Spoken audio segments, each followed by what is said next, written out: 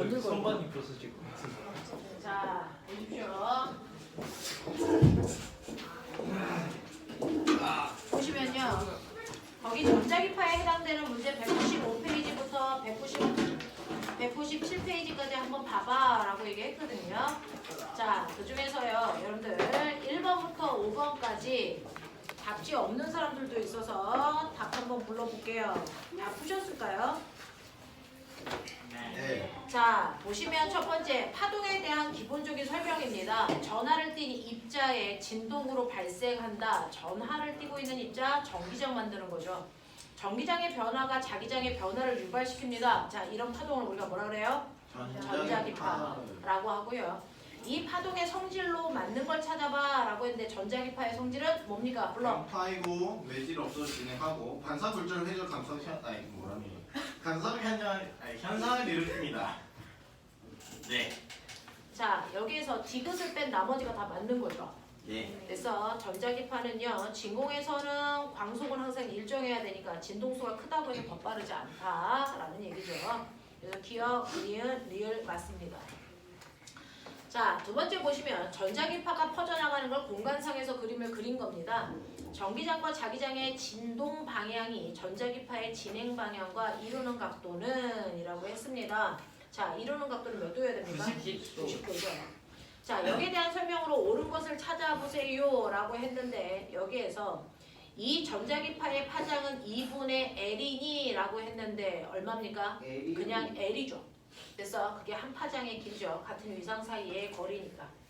자, 전자기파의 진동수는요 라고 했는데 여러분들 우리 진공에서 퍼져나가는 전자기파인 빛은요 광속이죠. 광속은 항상 이 값은 뭐 해야 된다? 일정해야 되는데 광속을 구할 때도 F 람다로 계산하시는 거 아세요? 네. 맞아요. 근데 여기에서 파장의 길이가 뭐라 그랬어요? L이라고 했죠. 맞아? 그러면 이때 진동수는 얼마야? 라고 하는 진동수는요 L분의 C 또는 람다분의 C야. 이렇게도 무방하죠. 그래서 그런 거 보여드리고 있는 중이에요. 그래서 니은은 맞다는 거고요. L이 클수록 회절을 잘 합니까? 라고 하는 이 부분은 여러분들이 아직은 모릅니다. 자, 꼬맹아. 광속에서요. L이 크다라고 하는 건 뭘 얘기하는 겁니까? 파장이 길다 이거죠. 파장이 긴데 광속은 일정해야 돼? 그러면 진동수는 뭐 하다는 얘기야? 작다는 얘기야. 근데 선생님이 아까 말씀드렸죠. 전자기파의 에너지의 크기를 결정하는 건 뭐다? 진동수다.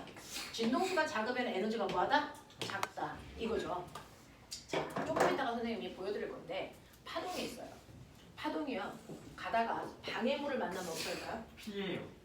뚫고 가려고 하는 파동도 있고요. 피하려고 하는 파동도 있습니다. 그래서 뚫고 간다는 걸 투과율이라고 해요. 투과율. 그래서 네, 피하는 걸 회절율이라고 해요. 회절. 알겠습니까? 그러면 생각해 볼래? 여기에 등치 큰 애들이 있는데 거기를 뚫고 갈래? 피할래? 피하겠습니다. 자, 피하겠습니다라고 하는 건 내가 그 아이들을 이길 자신이 없으니까 피하는 거예요. 그렇죠. 그죠? 네, 근데 강호동 아저씨 같은 사람은 뚫고 가죠. 강원도 그래서 파동 똑같습니다. 하이트. 에너지가 큰 파동은 주로 뭐 하려고 합니까? 뚫고. 뚫고 갑니다. 투과율이 큽니다. 그래서 에너지가 작은 파동은 회절율이 큽니다. 잘 피해 다녀요.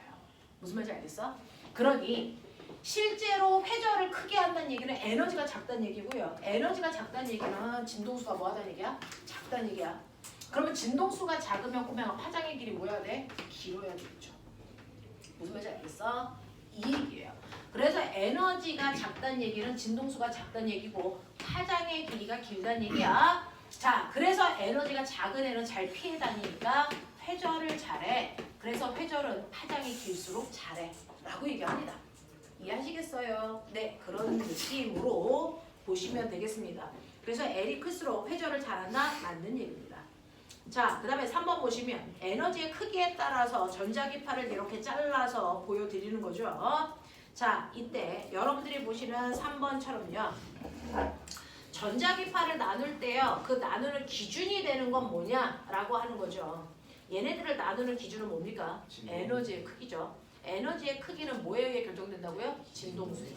그래서 진동수가 이걸 나누는 기준이야 라고 얘기한 겁니다. 자, 그 중에 A, B에 들어가야 되는 아이의 이름이요. 감마선과 자외선 사이에 뭐 들어가요? X선. 자, 그 다음에 자외선, 가시광선, 그 다음에 뭐 있어야 돼요? 적외선. 적외선 있죠. 같은 조건일 때 에너지가 큰 전자기파가 뭡니까? 라고 했으니까 가장 에너지가 큰 건 감마선입니다. 이렇게 하는 거고요.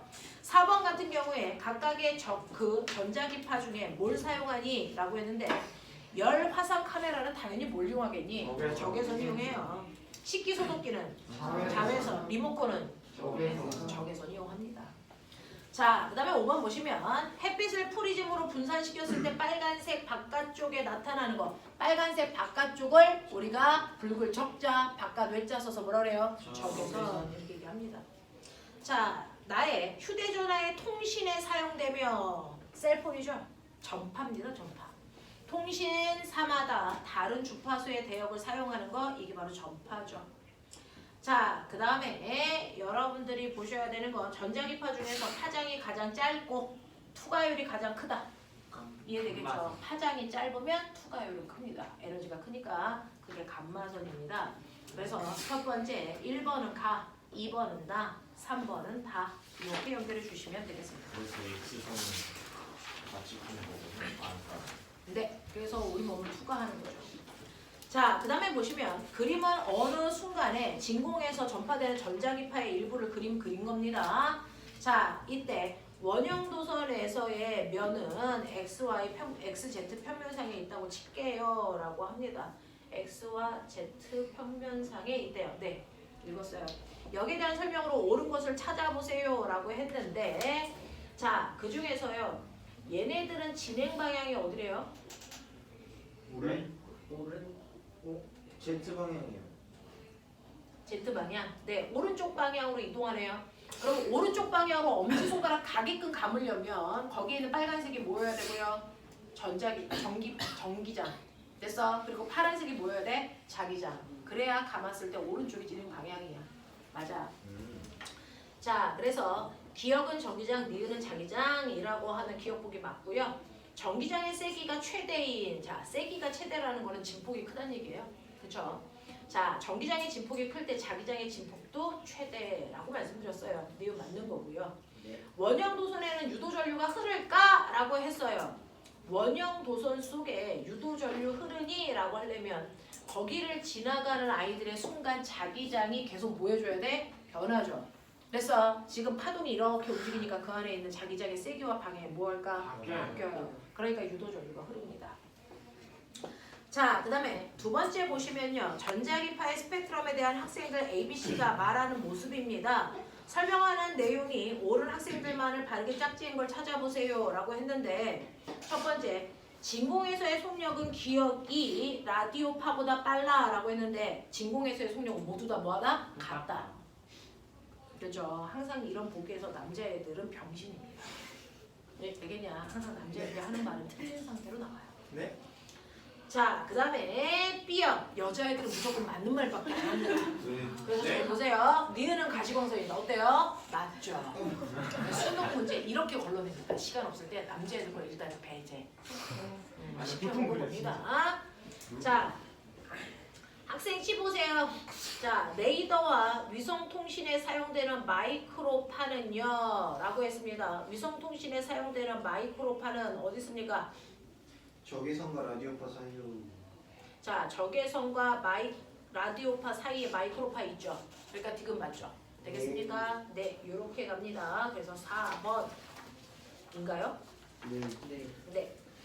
자, 그 다음에 3번 보시면요. 엑스레이, 그 다음에 마이크로웨이브, 그 다음에 라디오파 이런 것들이 있네요. 그 중에서 기억. 가에 이용되는 전자기파는 투과력이 강해서 공항에서 수압을 검사할 때도 사용된다. 맞는 얘기죠. X선이니까. 자, 그 다음에 니은 보시면 나에 이용된 전자기파는 물체에 흡수되어 온도를 높이는 열작용을 하므로 열선이라고도 할 수 있니? 아니죠. 이거 열이야? 아니죠. 아니죠. 자, 얘는 열이라고 하는 건 적외선 얘기합니다. 얘는 열 작용을 하는 게 아니고 물 분자를 진동시킵니다. 그리고 나니까 물끼리 부딪혀서 열이 발생하는 거지 직접 열을 만들진 않습니다. 자, 디귿. 다에 이용된 전자기파는 마이크로파보다 같은 시간에 더 많은 정보를 전달할 수 있다라고 했는데 다에 이용되는 건 라디오고요. 자, 라디오라고 하는 라디오파는요, 마이크로파보다 같은 시간에 더 많은 정보를 전달할 수 있니? 더 많은 정보를 전달한다라는 얘기는 진동수가 더 많다라는 뜻이거든요. 근데 얘는 진동수가 적으니까 볼 수 없어요. 4번. 그림은 전자기파를 파장에 따라서 분류한 겁니다. 여기에 대한 설명으로 옳은 것을 찾아보세요 라고 하는 마지막 문제입니다. 자, 꼬맹아. 파장이 어느 쪽으로 갈수록 짧은 거야? 오른쪽. 아예 왼쪽. 아, 왼쪽이 짧은 거예요. 그렇죠? 그래서 A가 감마선입니다. 감마선, X선, 그 다음에 자외선, 가시광선, 적외선, 그 다음에 전파 이렇게 보셔야 됩니다. 자, 그 중에서 보시면 기억, 형광작용이 있어 위조지폐 감별에 사용되는 전자기파라고 했습니다. 형광작용을 가지고 있어서 위조지폐 감별할 때 쓴다라고 했는데 꼬매나 우리 옛날에 이것도 그건가? 이거 형광등이죠? 오 이거 형광등이죠? LED 아니죠? 멋지다. LED인가? 발광. 아 LED인가 보다. 그냥 형광등이라도 아 형광등이라고 치자. 자 형광등은요 자외선 입자가 그래서 와서 부딪히면 여기 형광물질이 있어서 걔를 때려서 빛내는 거거든요. 그래서 형광등이에요. 형광물질을 때려서 빛낸다. 알겠어? 네, 그 형광물질은 자외선에 반응합니다. 그래서 기억, 형광작용이 있어 위조지폐 감지하는 거 자외선 얘기하는 거예요. 그래서 자외선은 A 아니잖아요. 자, 니은 방범용 CCTV가 밤에 녹화할 수 있는 거 뭐 가지고 그래? 적외선. 그 다음에 전자레인지에서 사용하는 거 뭐야? 마이크로웨이브니까 D죠. 됐어? 그래서 답은 CD예요 라고 하는 이런 것들입니다. 앞으로는 숙제 철저하게 해가지고 오십시오. 자, 그러면 이런 식으로요. 여기까지가 꼬맹이들아 저번 주에 했던 얘기들 쭉 꼬맹이들 때문에 해준 거야. 알겠어? 얘네들이 이미 다 알고 있어서 알고 있는 걸 또 해서 지루했지. 너무 네. 아 새로 듣는 듯한 느낌이었지, 그렇지? 아니 그 네. 선생님이 너무 그렇죠. 재밌었어. 네. 자, 그러면 그렇죠. 이런 식으로요. 우리는 여러분들이 보시는 것처럼 빛이 그 파동이라고 하는 게 이런 기본적인 것들 이게 중학교에서 배운 거야. 그래서 이 부분을 선생님이 물투를 하던 물어를 하던 모든 애들 다 해줍니다. 왜냐면 면접은 중학교 내용을 기반으로 하니까. 됐어. 자, 그러면 이제부터 여기다가 집을 짓죠. 자, 기본은 다 했어요. 자, 그러면 이러한 파동이라고 하는 성질은 우리가 다 알았는데 파동의 구조, 파동을 분류 이런 거 다 했어. 근데 이제부터 여러분들이 알아두셔야 되는 거 학교에서도 했을 텐데 머릿속에 정리가 안 되어 있을 수도 있으니까 다시 해드려요. 자, 이제 아셔야 되는 거 파동의 구조를 했으니까 파동의 뭐에 대한 얘기하자? 파동의 성질에 대해서 얘기하자는 거예요.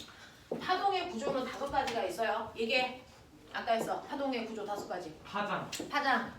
진폭. 진폭, 주기, 진동수, 속력. 됐습니까? 요거 5개 구분할 수 있으셔야 되고요. 각각의 용어의 뜻 말할 수 있으셔야 돼요. 파장이 뭐니? 같은 위상이 반복되는 최단 거리예요. 알겠습니까? 이런 식으로 얘기할 수 있어야 된다. 자, 이제부터 가자. 이러한 파동은요. 성질을 가지고 있어요. 파동의 성질. 자, 파동의 성질도 5가지가 있습니다. 그걸 중학교 때 3가지를 배우고 오셨어요. 그래서 파동의 성질에는 뭐가 있냐면 첫 번째 직진성이라는 게 있다. 두 번째 반사가 있습니다. 세 번째 굴절이라는 성질이 있습니다. 네 번째 회절이라는 성질이 있고요. 5번째 간섭이라는 성질이 있습니다. 혹시 중학교 때 저거 중에 몇 개를 3개 위에 있는 거 순서대로 3개. 직관성, 반사. 자, 직관성? 그 중에서 직진성. 첫 번째 파동의 성질 중에 파동은 똑바로 나가려고 그래요. 직진하려고 한다고요. 그걸 직진성이라고 얘기합니다. 대표적인 게 빛이죠. 빛은 똑바로 가려고 합니다. 됐어? 그래서 빛이 이렇게 똑바로 가려고 하기 때문에 여기에 어떤 물체가 있어. 그러면 이 뒷면에 빛이 올까 안 올까? 안 오는 현상을 우리가 뭐라 그러니? 회전. 이걸 뭐라 그러니? 그림자 생겼어요. 이거죠. 네. 됐어. 그래서 빛이 직진하기 때문에 뭐가 생겨? 그림자가 생긴다고. 만약에 빛이 똑바로 가지 않고 꿀렁꿀렁 가면 방해물이 있더라도 그림자가 생길까 안 생길까? 안 생깁니다. 안 생깁니다. 반대쪽에 도달하는 빛이 있어요. 됐죠? 네. 그래서 그림자가 진다라는 건 빛이 직진하고 있구나라고 하는 걸 설명하는 거고요. 그래서 여러분들이 톰슨인가요? 전자가 직진하는 성질을 그래서 네 확인하는 실험도 했었어요. 맞니? 화학 시간에. 저희가 자, 근데요. 이렇게 빛이 직진하기 때문에 우리한테는 그림자가 생기는데 우주에서도 빛이 직진하기 때문에 나타나는 현상이 생깁니다. 일식과 월식. 맞아요. 식현상입니다. 그래서 빛이 직진하기 때문에 식현상이라는 게 생기죠. 여러분들이 알고 있는 일식과 뭐가 생기니? 월식이라는 현상이 바로 햇빛이 직진하기 때문에 나타나는 현상이에요. 그래서 태양에서 빛이 똑바로 오고 있는데 이걸 지구가 이렇게 지구인들이 보고 있지. 해 떴네 이러는 거야. 맞아? 중학교 2학년 때 배웠다. 근데 지구 둘레를 뱅글뱅글 돌고 있는 누가 있죠? 자, 달이요. 조그만 애가 여기에 왔어. 안 조그만. 그죠? 이렇게 오면요. 얘가 지구로 오는 빛을 가리니까. 그래서 네, 우리는 태양을 볼 수 있다 없다? 없다라는 겁니다. 이걸 뭐라 합니까? 일시. 이걸 뭐라 합니까? 네, 태양이 가려졌어요. 일식입니다. 그래서 그러면 이러한 일식이 일어나기 위한 천체의 순서가 뭡니까? 태양, 달, 지구. 달, 지, 요거죠. 달. 됐어. 이때 지구에서 봤을 때 달의 위상은 뭘까요? 아, 삭. 뭡니까? 삭이죠. 삭은 음력 며칠 날 뜨죠? 1일. 1일 날 뜨죠. 영역이 되겠습니까? 되겠습니까? 네, 이렇게 되는 거죠. 그래서 달이 이렇게 들어와서 이렇게 나갈 때 태양을 우리가 봤을 때 어느 쪽? 태양의 어느 쪽부터? 오른쪽부터 가려서 됐어? 네, 빠져나가겠죠. 됐어? 이렇게 된다라고 하는 거죠. 자, 그런가 하면 얘가 이렇게 왔을 때 보면은 여기에 달이 있다면 햇빛이 여기에 와서 부딪혀서 반사돼서 내 눈에 오는 거야. 그래서 달이 보이거든요. 근데 달이 여기에서 이렇게 가면 지구의 뒤통수에 햇빛이 가려져서 여기에 있는 달이 보일까 안 보일까? 안 보이겠죠. 그래서 분명히 달이 있는데 달이 안 보여요. 이거를 우리 뭐라 그럽니까? 월식. 월식일 때 천체 순서가 뭐예요? 해, 지, 달이고요. 이때 달의 위상이 뭡니까? 망입니다. 망. 되겠어? 자, 망이 매달 며칠? 15일. 15일 날이 망인 거죠. 알겠어? 네. 이런 식으로요. 식현상이 일어나는 것도 빛의 직진 때문인데 이거 거짓말인 거 아시죠? 이 새끼 여기에 오면 달 보입니다. 그렇지. 그 궤도면이 왜 보일까요? 궤도면이 비스듬해서. 요렇게 돼 있어. 태양 지구 실제로요. 네, 여러분들이 얘기하는 매달 15일마다 그럼 월식 일어나요? 안 일어나죠. 왜? 실제로요. 여러분들이 보시는 것처럼 여기에 뭐가 있냐면 태양이 이렇게 빛이 오고 있고요. 그 다음에 됐어? 지구가 있고요. 달이 있을 때 이렇게 해서 가려져야 그래서 햇빛이 이렇게 가려져야 얘가 안 보인단 말이죠. 근데 얘가 이렇게 있으면 햇빛이 가려지지 않고 가서 오잖아요. 근데 이 높이에 있어도 안 보이는 거 아세요? 아니, 보이는 거 아세요? 여기에 있을 때 정확하게 개기 월식이 일어나야 되는 위치인데 여기에 와도 달 보입니다. 태양이 너무 뭐 때문일까요? 빛을 불. 회자. 지구의 대기권 때문입니다. 왜? 지구의 대기권 때문이에요.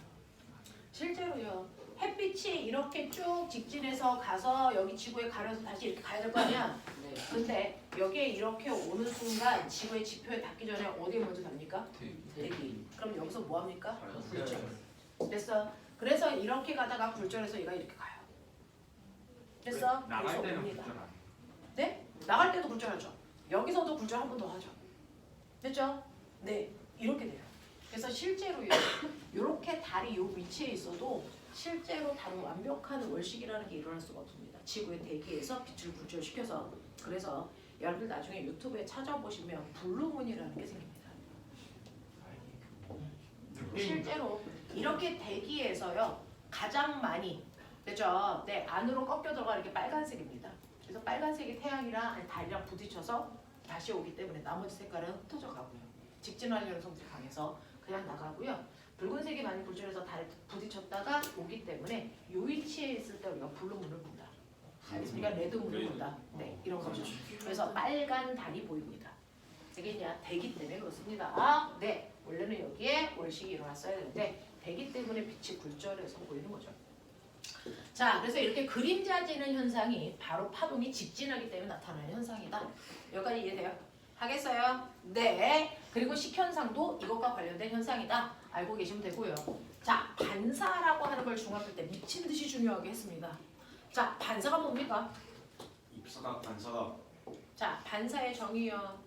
파동이 가다가 다른 물질을 만났을 때 돌아 나오는 현상을 얘기합니다. 빛이 가다가 되돌아 나오는 현상을 반사라고 해요. 그래서 여기에 면이 있습니다. 거울이죠.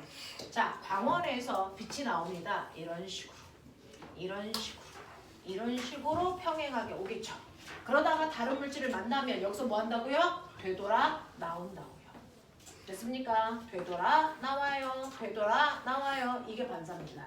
그 중에서 금연을 향해서 들어가고 있는 이 광선은 우리가 입사광선. 여기서 튕겨 나오는 걸 뭐랍니까? 반사광선. 이렇게 되죠. 자, 그래서 반사돼서 나오는데 이 반사돼서 나오는 빛이 내 눈에 들어오니까 여기 있는 물체가 보이는 거죠. 우리가 사람을 볼 수 있는 이유. 적외선. 내가 사람을 볼 수 있는 이유가 뭡니까? 빛이 간다고 하면 태양에서 나온 빛이 무조건 그 사람한테서 뭐돼? 반사돼서 내 눈에 와야 이 사람에 대한 정보가 내 눈에 들어오는 거죠. 무슨 말인지 알겠니? 투명망토가 뭐니? 그 빛을 굴절시켜서 빛을 반사시키지 않고 그냥 네. 투과시켜버려. 네, 빛을 투과시켜버려요. 그럼 여기에 물체가 있어도 이 물체가 내 눈에 보이냐 안 보이니? 안 보여요. 내 눈에 오는 빛이 없어서.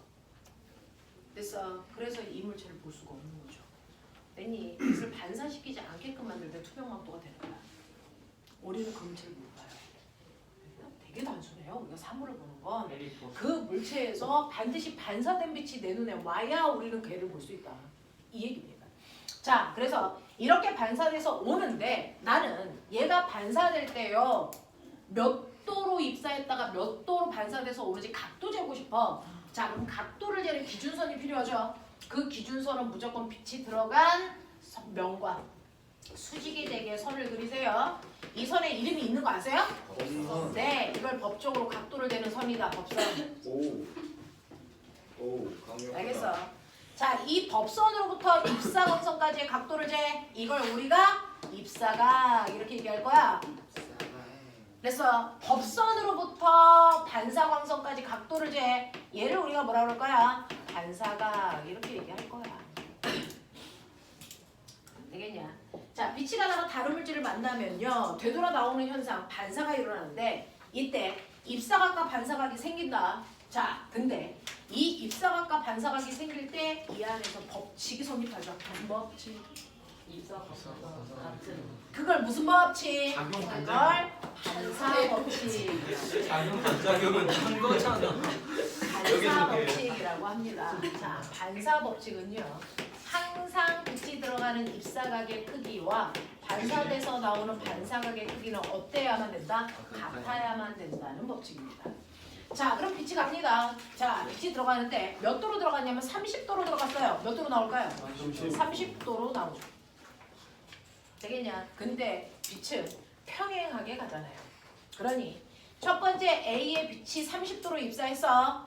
그러면 두 번째 여기도 법선을 그렸을 때 요 각도가 얼마일까? 30. 요 각도가 얼마일까? 30. 이 각도가 얼마일까? 30. 이 각도가 얼마일까? 30. 됐어요. 그래서 반사돼서 나가는 모든 빛이 향하고 있는 방향이 다 같아요. 이런 반사를 우리가 뭐라 그럽니까? 네. 이거를 우리는 정반사 이렇게 얘기하죠. 근데요. 7, 8 같은 물질도 있죠. 7, 8입니다. 됐어? 자, 똑같은 광원에서 빛은 평행하게 오죠. 평행하게 옵니다. 평행하게 이렇게 오고 있어요. 빛은 나란하게 옵니다. 됐어? 이렇게 했을 때 그러면 여기에 있는 각각의 됐어? 가나다 빛이 반사돼서 어떻게 나갈까 이거예요. 처음에 제가 자, 그러면 얘가 이렇게 오면 얘 빛이 들어오는 면은 이 면입니다. 그러면 여기서 접선을 그어보세요. 요거죠. 네. 그러면 그 접선에 90도가 되게 법선을 그리시는 겁니다. 요것과 90도 되게 법선을 그리시면 이렇게 그려져야 요 각도가 90이죠. 됐어. 그랬을 때 법선으로부터 입사각선까지의 각도를 재니까 10도네. 이 빛은요. 법선으로부터 반대 방향으로 10도로 반사돼서 나간다고요. 이 방향으로 나간다고요. 되겠어? 자, 여기에 들어왔어요. 접선 그어보세요. 이면에 들어갔어요. 그러면 실제로 법선은 이것과 90도 되게 이렇게 그리셨어야 되는 거예요. 됐어? 그랬을 때 이 각도가 70도네. 그러면 여기서 반사된 빛은 반대 방향으로 70도 방향 이렇게 나가고 있는 중이에요. 네. 되겠냐? 자, 빛이 여기에 들어왔대요. 접선면 그으세요. 이것과 90도 되게 선을 그으시면 이게 법선. 요 각도가 75도네. 얘 어디? 반대쪽으로 75도로 이렇게 튕겨 나간다고요. 맞아. 자, 이런 식으로 나갑니다. 자, 그래서 보시면 아까는 빛이 향하는 방향이 다 같았는데 요번에는 빛이 나가는 방향이 하나는 이 방향, 하나는 이 방향, 하나는 이 방향. 빛이 나가는 방향이 다 뭐해? 다 달라. 맞아. 이런 반사를 우리가 난잡한 반사, 이걸 뭐라 그럽니까? 난반사. 난반사라고 합니다. 자, 그러면 선생님 정반사와 난반사 중에 반사 법칙이 성립하는 게 뭐예요? 아, 둘 다. 둘 다야. 입사각과 반사각 똑같아. 그래서 이게 10도면 얘도 10도. 이게 70도면 얘도 70도. 이게 75도면 이게 75도. 됐어. 그래서 어떤 식의 반사를 하더라도 항상 입사각과 반사각의 크기는 같아야 되기 때문에 법칙인 겁니다. 예외가 없어요. 선생님처럼 이렇게 물어본 게 3년 전 면접 문제입니다. 정반사와 난반사 중에 반사 법칙 성립하는 게 뭐니? 그랬더니 애들은 정반사요 이렇게 하고 나오다가 그게 아닌데 이렇게 된 거죠. 너무나도 당연한 거지만 머릿속에 다시 한번 인지하셔야 됩니다. 반사 법칙은 표면이 어떤지 무슨 반사를 하든지 상관없습니다. 언제나 입사각과 반사각의 크기 같아야 된다. 이게 반사 법칙이야.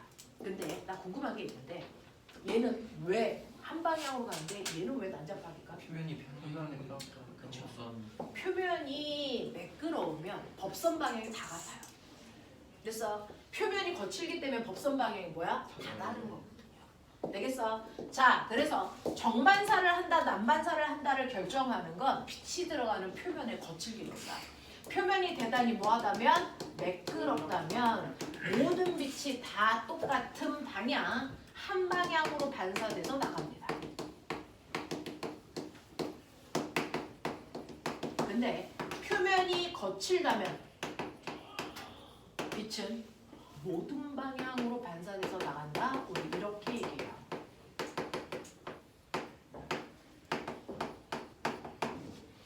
그럼 꼬맹아, 칠판에서 어느 방향으로 반사돼서 나가니? 모든 방향. 그게 보인다면 병원 가셔야 됩니다. 보이는 것 같아요. 빛이 막 반사돼서 나가는 게 보이면 병원 가셔야 돼요. 여기 있으면 안 됩니다. 우리 물리 선생님 중에서 이걸 보시는 분이 계십니다. 힘도 보이고 빛이 나가는 방향도 보이고 막 이런 선생님도 계십니다. 네. 이엠쌤이요? 이제 얼마 있다 병원 가실 수도 있어요. 이건 실제로 보이는 게 아닌데 실제로 보이는 것과 같은 현상이 생깁니다. 뭐냐면 빛이 한 방향으로 나가기 때문에 나타나는 현상이 생기죠. 그게 뭡니까? 빛이 한 방향으로 나가면 주변의 경치가 뭐합니까? 비칩니다. 너네 아침에 거울에 얼굴 비춰서 머리 빗고 오잖아요. 그 거울에 무슨 반사가 일어나는 겁니까? 난반사. 반사가 일어나서 비치는 겁니다. 매끄럽잖아. 됐어. 호수의 주변에 경치가 비치죠. 호수가 아주 잔잔할 땐 거기서 무슨 반사가 일어나요? 정반사가 일어납니다. 근데 거기다가 돌을 던져 호수물이 출렁거려. 그럼 무슨 반사가 일어나니? 난반사. 그래서 주변에 비쳤던 경치들이 없어집니다. 알겠어? 지금 이 칠판에 여러분 얼굴이 비칩니까? 아니요. 안 비추죠. 하지만 칠판을 볼 수는 있잖아요. 그럼 볼 수 있다는 건 여기서 반사가 일어나는데 내 얼굴이 비치지 않네요. 무슨 반사? 난반사가 일어나는 겁니다. 칠판은 우리가 만지기에는 매끄러운 것처럼 보이지만 우리 감각기가 둔해서 그런 거예요. 얘 더럽게 거칠거칠해서 여기에는 분필이 묻어나는 겁니다. 거친 면에. 알겠어요? 이면이 매끄러우면 이 분필이 부서져서 여기에 묻어날 수가 없어요. 알겠냐? 이런 것들이거든요. 자, 그래서 이런 식으로 정반사와 난반사는 표면의 거칠기에 따라서 빛이 한 방향으로 나가냐 모든 방향으로 나가냐를 표현하는 거고요. 그걸 결정하는 건 표면의 거칠기였다고요. 하지만 표면이 거칠던 거칠지 않던 반사 법칙은 늘 성립합니다. 알겠어? 이렇게 하는 거죠. 근데 하나만 더 갈래요? 이거는 중학교 때 배웠습니다. 정반사, 난반사. 나한테 처음 듣는다? 저요. 그럼 문제가 심한 거죠. 아무튼 저 처음 선생님은 자, 근데요. 실제로요. 요거 말고 하나 더 나가면 뭐냐면 파동이라고 하는 건 위상을 가지고 있잖아요. 이렇게 가서 부딪혀서 반사돼서 이렇게 올 때 이 파동이 위상이 있어서 마루골이 반복해서 갑니다. 그래서 여기에 부딪힙니다. 됐죠? 부딪히는 순간에 마루로 부딪히던 골로 부딪히든 상관없는데 마루로 부딪혔다고 치자. 그러면 마루로 부딪혀서 반사돼서 나올 때 그대로 마루의 형태로 나오니 아니면 마루로 부딪혔는데 골로 위상이 180도 바뀌어서 나오니 180도 바뀌어서. 이럴 때도 있고 이럴 때도 있다고 이 새끼들아. 그렇죠. 아 그럼 우리는 그동안은 빛이 한 방향으로 반사돼서 나가냐 모든 방향으로 빛이 나가냐 라고 하는 빛의 진행 방향에만 포커스를 뒀다면 이제 이 파동이 반사될 때 위상은 어때? 위상을 중심으로 보는 게 고등학교 내용이거든요. 위상이 변하지 않고 그대로 반사돼서 나가요 라고 하면 이 아이를 우리가 자유단 반사 이렇게 얘기한다. 위상이 정반대로 돼서 바뀌어서 나간다면 얘를 우리가 고정단 반사라고 불러요. 자, 이렇게 와서 여기에서 얘가 이 모습으로 쿵 하고 부딪혔어. 근데 반사해서 나갈 때 그대로 그 모습 그대로 나가. 됐어. 이게 자유단 반사야. 위상 변화 없이 나가는 거. 근데 애가 쿵 하고 부딪혔어. 근데 애 새끼가 뒤집혀서 나가 뒤집혀서 이런 식으로. 됐어요. 네, 이게 고정단 반사예요. 맞지? 응. 이런 거죠. 됐어. 네, 마루가 그대로 마루로 갈 거냐? 마루가 골로 바뀌어서 갈 거냐? 되겠니? 이건데 뭐가 결정해요? 가는 면과 부딪힌 면의 성질 차이야. 가는 면과 부딪히는 면의 성질 차이인데 꼬맹아 이걸 극단적으로 느끼게 해줄게. 자, 여기 두꺼운 줄이 있고요. 여기 얇은 줄이 있어.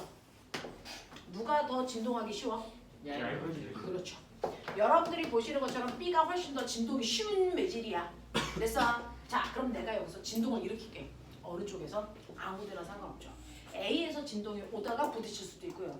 B에서 진동이 발생해서 오다가 부딪힐 수도 있어. 자, 그러면 쉽게. 우리가 이렇게 가벼운 줄 B에서 진동을 막 일으켜서 갖다고 쳐. 그러면 경계면에서 나하고는 다른 매질을 만났어. 그럼 반드시 뭐 되니? 반사가 일어나. 알겠어? 나하고 다른 매질을 만났으니까 반사를 할 건데 가다가 보니까 진동하기 쉬운 매질에서 뭐? 어려운 매질을 만났네. 진동을 잘 할 수 있니 없니? 없어. 진동이 고정돼. 그래서 고정단 반사야. 이때 매질, 그 위상이 정반대로 바뀌어서 나와. 가다가 진동하기 어려운 매질을 만나서 진동이 고정됐어요. 그래서 위상이 정반대로 바뀌었어요. 이런 게 됐어? 그럼 거꾸로 할게. 여기서 진동을 일으켜서 가다가 여기서 쿵 하고 만났다고 치자. 만났는데 나보다 지금 내가 지나오는 매질보다 진동하기 뭐한 매질을 만났어? 쉬워. 그러니까 진동이 뭐해지겠니? 자유로워지겠지. 그럴 때 위상이 안 바뀌어. 알겠어? 이 얘기입니다. 이 얘기입니다. 그래서 나보다 진동하기 쉬운 매질을 만나면 그 모습 그대로 반사돼요. 그래서 근데 나보다 진동하기 어려운 매질을 만나서 반사가 됐다면 위상이 정반대로 바뀌죠. 그럼 생각해볼래? 공기 중에서 빛이 가다가 물속으로 됐어. 물이랑 만나. 그러면 일부는 뚫고 들어갈 거 아니야, 군철, 그치? 하지만 일부는 뭐되니? 반사. 요거 보자고. 위상이 바뀔까 그대로일까? 바뀌어야죠. 왜? 공기보다 물은 진동하기 쉬운 매질, 어려운 매질.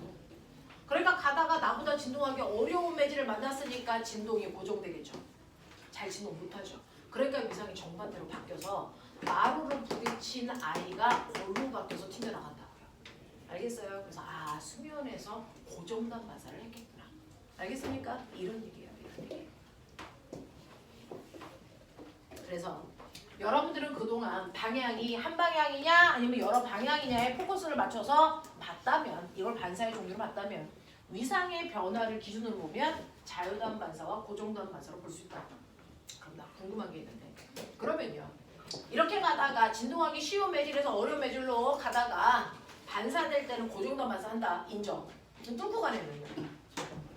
얘 위상 바뀌어 안 바뀌어? 안 바뀌어요. 자, 고정단 반사를 하던 자유단 반사를 하던 뚫고 간에는 위상 변화 없이 그대로 갑니다. 알겠어? 고정단 반사를 하던 자유단 반사를 하던 투가된 애는 그 모습 그대로 가요. 알겠습니까? 얘는 모습이 정반대로 바뀌어서 가는 겁니다. 알겠죠? 이렇게 된다.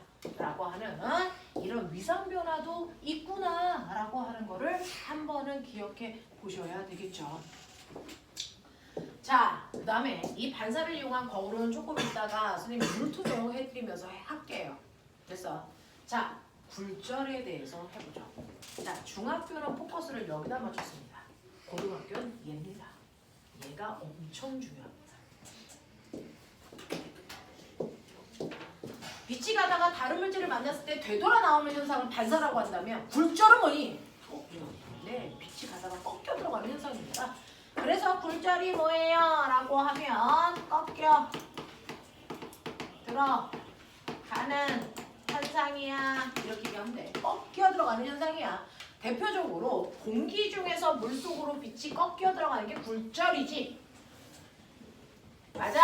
네. 왜 꺾여? 그 속도가 다르니까요. 네.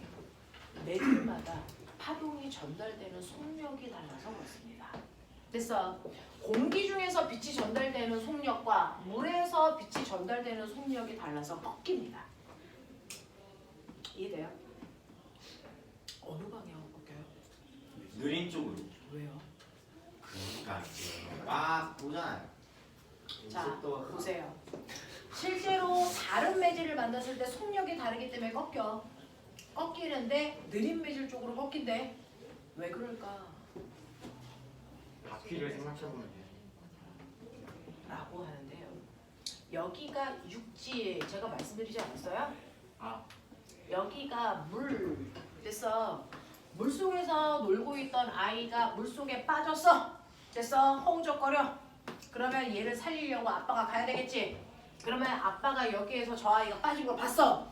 그러면 우리 아들을 살리려고 가는 방법이 뭘까? 육지로 최대한 멀리 가고 물로 최대한 짧게. 네, 맞아.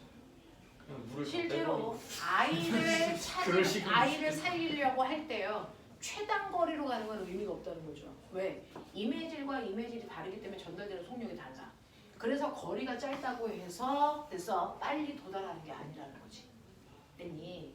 실제로 사람들은요 육지에서 뛰는 속도가 물에서 헤엄치는 속도보다 무조건 빠르죠. 그래서 물속 육지에서의 속력은 내가 10이라는 빠르기로 뛸 수 있다면 물에서는 3의 빠르기로 헤엄칠 수 있어. 이런 거거든요. 그러면 저는 돌아가더라도 빠른 쪽을 많이 가는 수가 제일 좋은 거죠. 그렇게 가야 최단 시간에 도착할 수 있거든요. 그래서 최단 시간으로 도착하기 위해서는요. 빠른 쪽 매질을 최대한 많이 가고 느린 쪽 매질을 최대한 적게 가는 방법으로 가는 게 맞아요. 그러다 보니까 여기서 꺾였죠. 어느 쪽으로 꺾였습니까? 똑바로 갔을 때보다 느린 매질이 있는 아래쪽으로 꺾였습니다. 됐습니까? 이렇게 가는 게 최단 시간의 원리죠. 그래서 이걸 설명한 학설에 대해서 자소 쓴 애가 합격을 했죠. 되겠습니까?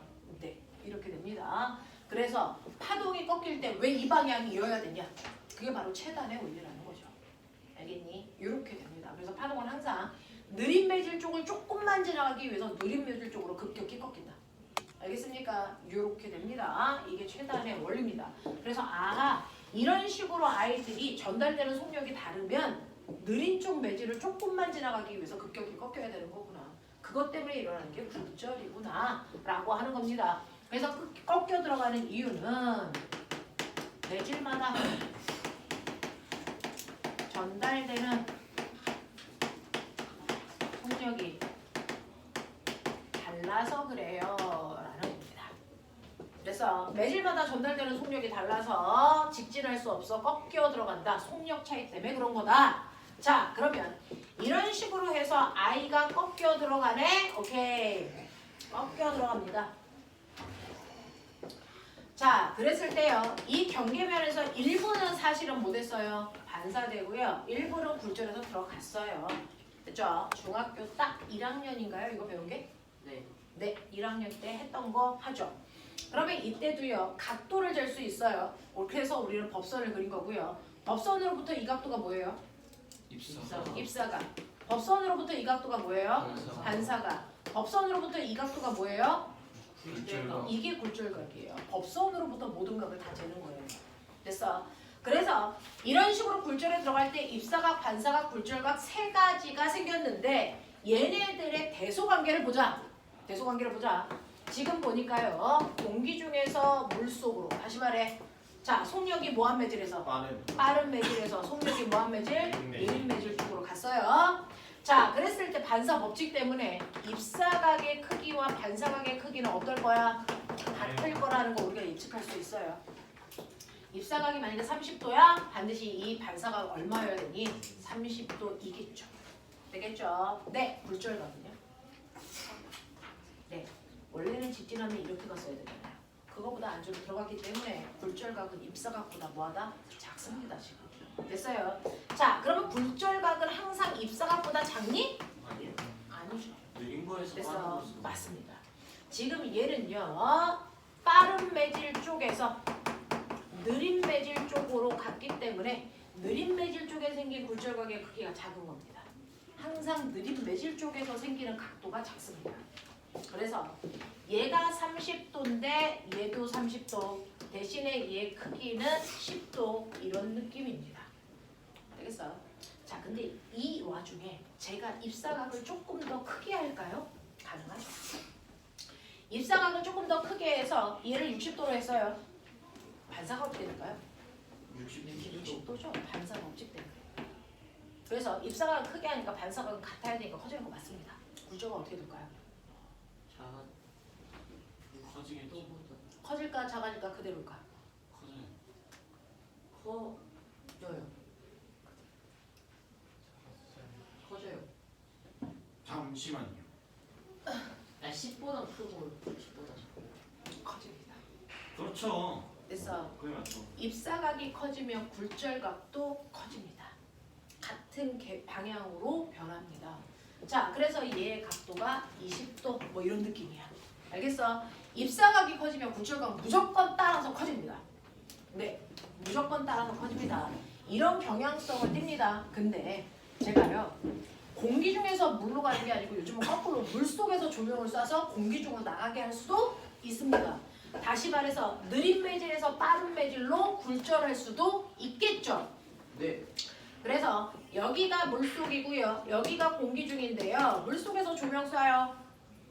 그러면 이 빛이 공기 중으로 빠져나갑니다. 실제로 우리가 빛이 이렇게 왔다가요. 어떤 물속으로 들어가서 굴절을 했다가 거기서 반사돼서 다시 나오는 빛 때문에 물속에 있는 물고기를 우리가 볼 수 있는 거잖아. 그러니까 물속에서 밖으로 빛이 나온단 말이죠. 그러면 이때 나갈 때요. 얘가 여기에서 일부는 반사되고 일부는 굴절해서 나가잖아요. 어떻게 나갈까요? 뭐지? 여기가 느린 매질, 여기가 빠른 매질. 굴절각이 너무 네. 자, 이때는요. 이 빠른 매질 쪽으로 훨씬 더 많이 가야 되니까 여기 이렇게 부어서 이렇게 가요. 굴절각이 훨씬 더 커집니다. 알겠어? 굴절각이 입사각보다 훨씬 더 커져서요. 실제로 이럴 때는 여러분들이 보시는 것처럼 입사각, 반사각이 느린 매질 쪽에서 생겼고요. 굴절각이 빠른 매질 쪽에서 생겼는데 빠른 매질 쪽에 있는 각도가 훨씬 더 크게 나타납니다. 그래서 이럴 때는 굴절각이 더 커요. 알겠어? 그래서 요거 입사각이 60도라고 치자. 아, 입사각 60도였네. 그럼 반사각도 60도였는데 빠른 매질 쪽에 생긴 굴절각은 더 크네. 이거 80도 이런 느낌. 알겠어? 이런 느낌이야. 근데 내가 입사각 더 크게 했어. 굴절각 어떻게 될까? 네, 같은 방향이야. 둘 다 커져.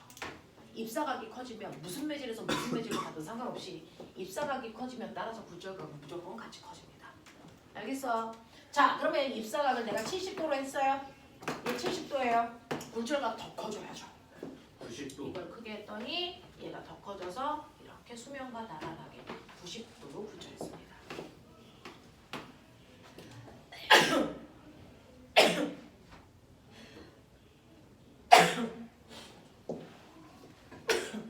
(90도로) 굴절했습니다.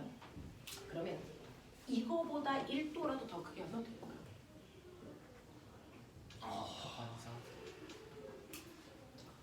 이거보다 1도라도 입사각을 더 크게 하면 굴절각 어떻게 됩니까? 그건 더 줄어들 거 커져야 아니야? 됩니다. 더 커집니다. 무조건 같은 계열이라고 하잖아요. 입사각 커지면 굴절각 무조건 커져요. 예외라는 게 없다니까.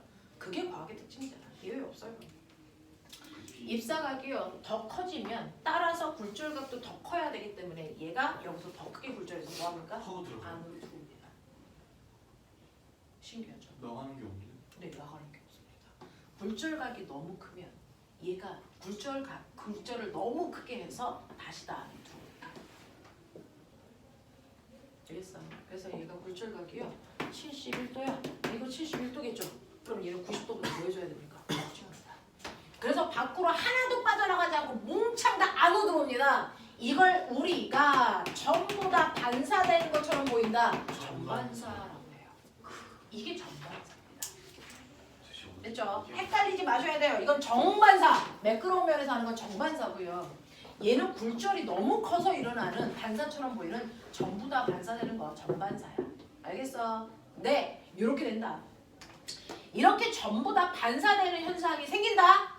자, 그랬을 때요. 그럼 이 굴절각은 얼마입니까? 91. 얘가 71, 1도 커졌어. 그럼 1도 커져. 이거 91 이런 거 없습니다. 마이너스 1? 왜 그런 줄 아세요? 얘가요 71도가 돼서 반사되는 아이가 71도고 굴절되는 아이는 91도로 이렇게 들어올 것 같죠? 그렇지 않습니다. 같은 매질의 빛은 두 가닥일 수 없습니다. 얘가 안으로 들어오는 순간 반사각이 붙어버려요.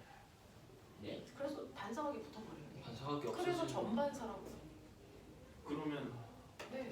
굴절각이랑 그래서 얘가 네? 굴절각이 없고요. 전체 이 자체가 반사가 다 돼버려요. 얘가 여기 가서 붙는 거예요. 그냥 71도라고. 알겠어? 이렇게 됩니다. 같은 매질의 빛이 두 가닥으로 안 나가요. 안으로 들어오는 순간 반사광선이 붙어버려요. 그래서 전부 다 반사되는 것처럼 보인다고요. 이게 전반사야. 알겠냐? 이렇게 됩니다. 자, 그러면 이렇게 느린 매질에서 빠른 매질로 갈 때요. 굴절이 일어나지 않게 할 수 있구나. 이걸 전반사라고 하는구나. 그걸 이용해서 만든 게 여러분들이 없어서는 안 되는 인터넷 통신선이죠. 그게 바로 뭡니까? 광섬유예요. 얘를 이렇게 만든 거예요. 광섬유. 그래서 이 광섬유라고 하는 게요. 그동안은요. 우리가 통신선도 구리선 쓴 거 아세요? 전선 썼어요. 옛날에. 됐어. 지금도 다른 나라들은 전선 씁니다. 인터넷선을 전선으로 사용한다고요? 자, 그럼 전선을 쓰면 어떤 일이 발생하냐면 이렇게 구리선이 있을 때요. 여기서 여러분들이 정보를 전기신호로 쏴요. 그럼 만나는 순간 여기서 뭐 하는 줄 아세요? 여기서 일부는 반사하고 일부는 뭐합니까? 굴절돼서 나가요. 이거 잡으면 도청입니다.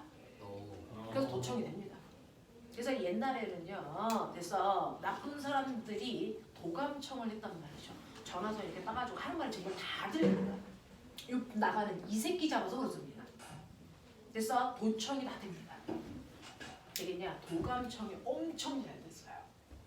자, 근데 요즘은 구리선을 쓰는 게 아니고 광섬유를 씁니다. 전반사의 원리를 이용한.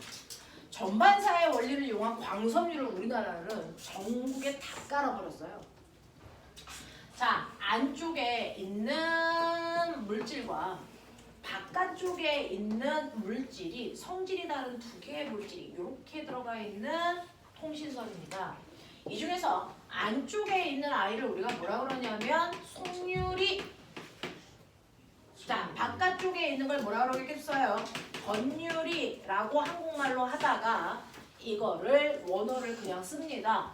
속유리를 코어, 건유리를 클레딩 이렇게 쓴다고요.